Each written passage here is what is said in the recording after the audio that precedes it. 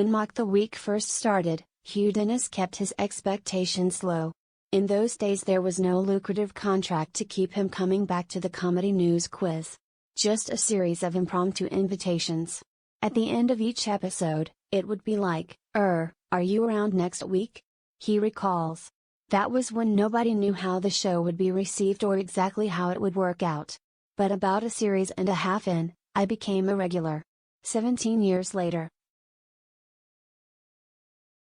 He has appeared in every episode except the pilot, and is still there, alongside host Dara O'Brien, starring in the last ever season, which has just kicked off on BBC Two. It's very unusual for a TV show like Mock the Week to last for 17 years, he says.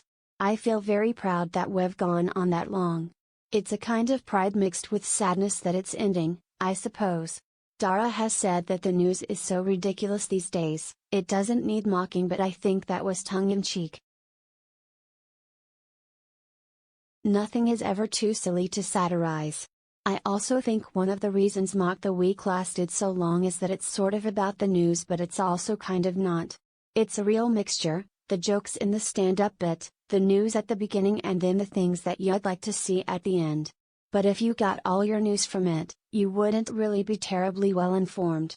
Over 17 years, there must have been some standout moments for the star, who first found fame alongside Rob Newman. David Baddiel and Steve Punt with the Mary Whitehouse Experience in the early 90s. It's the slightly silly stuff I remember the most, he laughs. One episode was totally dominated by a fly which happened to be buzzing around the studio and which landed on my head at one point.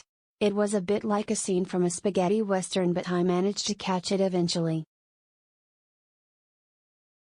Then there was an episode we did in the year that Andy Murray won Wimbledon, and he came into the studio because he was a big fan of the show.